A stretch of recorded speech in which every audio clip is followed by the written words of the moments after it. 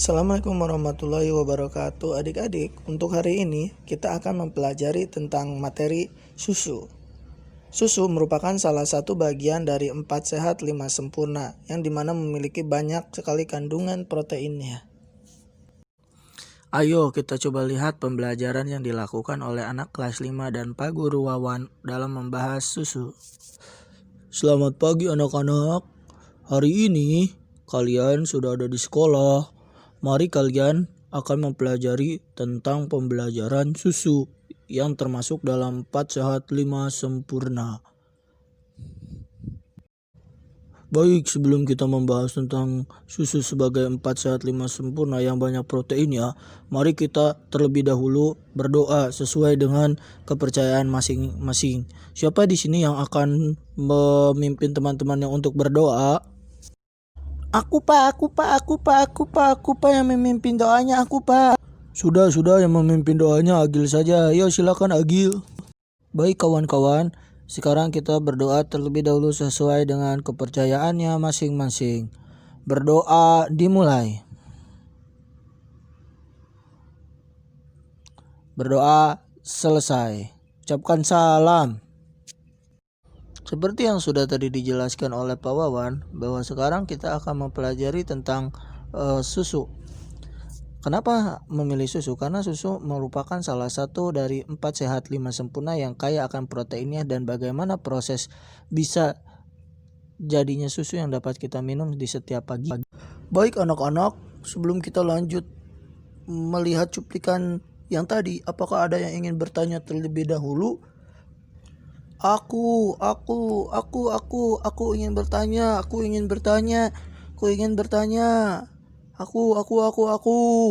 Sudah. Coba Bapak tunjuk saja ya. Iqbal silakan. Begini Pak, Iqbal bingung. Bagaimana proses awal susu yang bisa kita minum setiap pagi menjadi susu kemasan? Prosesnya bagaimana ya Pak? Iqbal bingung, mohon untuk dijelaskan ya Pak. Wah, pertanyaan yang bagus ya teman-teman dari Iqbal. Coba kita beri aplaus dulu untuk Iqbal. Baiklah, untuk menjawab pertanyaan dari Iqbal bagaimana proses susu kemasan, ayo kita lihat cuplikan berikut. Baik, proses selanjutnya anak-anak, yang pertama adalah mengecek kondisi sapinya terlebih dahulu, sehat atau tidak, bugar atau tidakkah sapinya tersebut. Apabila bugar, sapi tersebut bisa lanjut ke tahap selanjutnya, yaitu adalah pemerasan. Ya, setelah dicek sapi tersebut, sampel susunya akan dibawa ke laboratorium untuk dicek terlebih dahulu susunya baik atau tidak. Nah, setelah susunya tadi sudah diambil sampelnya, susu tersebut dibawa ke laboratorium khusus yang tujuannya memastikan susu sapi itu tidak mengandung mikroba yang merugikan, baik untuk yang meminumnya.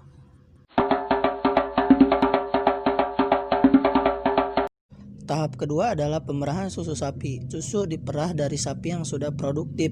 Pemerahan susunya pun biasanya ada yang manual, ada yang tidak manual. Yang dicontohkan di gambar ini adalah secara manual. Setelah diperas, susu tersebut akan dibawa kepada tangki, ataupun yang sudah tidak manual, yaitu mengalir langsung kepada tangki penampungan.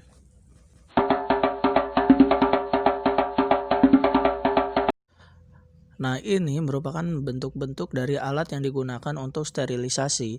Sterilisasi ini digunakan untuk menghilangkan bakteri yang terkandung dalam susu. Dalam proses ini, perusahaan susu biasanya memiliki beberapa tipe pemanasan seperti pasteurisasi dan UHT, ultra heat temperature. Proses pemanasannya juga lebih tinggi. Kalau sudah disterilisasi dan dikemas, bisa awet tanpa bahan pengawet. Sedangkan pasteurisasi kekurangannya adalah harus menggunakan cold chain, harus ada proses pendinginan saat disimpan. Jadi susunya itu harus disimpan terlebih dahulu ya untuk dikemas. Tahap selanjutnya yaitu tadi adalah pengemasan. Proses pengemasan juga dilakukan tanpa campur tangan manusia. Produk susu yang sudah disteril dimasukkan ke dalam kemasan khusus dari pabrik. Teknologi pengemasan pun nggak sembarangan agar dapat melindungi susu dari zat berbahaya yang merusak dan mengurangi kandungan nutrisi.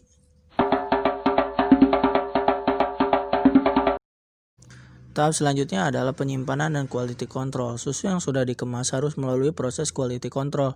Susu disimpan dan diinkubasi selama beberapa hari. Untuk memastikan keamanan kandungannya, sampel susu kemudian ditinjau kembali kesegarannya, bebas dari bakteri atau sudah basi atau belum.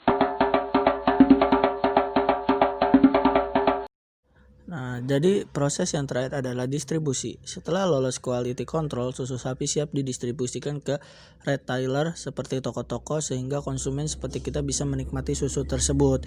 Nah, itulah beberapa contoh tahapan-tahapan proses susu kemasan.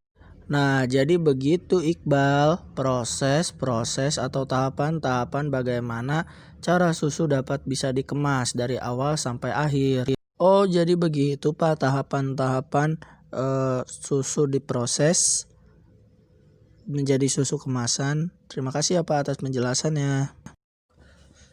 Sama-sama Iqbal, bagus sekali Iqbal tadi pertanyaannya terhadap tahapan-tahapan bagaimana proses pengemasan dari susu yang biasa kita minum setiap hari, susu kemasan yang tiap hari kita minum. Apakah ada yang ingin bertanya kembali? Oh, sudah tidak ada yang ingin bertanya kembali, maka dari itu kita cukupkan saja pembelajaran pada hari ini. Silakan untuk memimpin doa pulang. Silakan Iqbal untuk menyiapkan doa pulang. Baik kawan-kawan, sebelum pulang mari kita berdoa sesuai dengan kepercayaan masing-masing. Berdoa dalam hati mulai. Selesai. Proses pembelajaran yang tadi kalian lakukan sudah selesai anak-anak. Semoga apa yang kalian pelajari tadi sangat bermanfaat untuk kita semua di akhir kelak nanti. Kurang lebihnya mohon maaf. Billahi fisabilil haq fastabiqul khairat. Wassalamualaikum warahmatullahi wabarakatuh. Hati-hati di jalan ya anak-anak.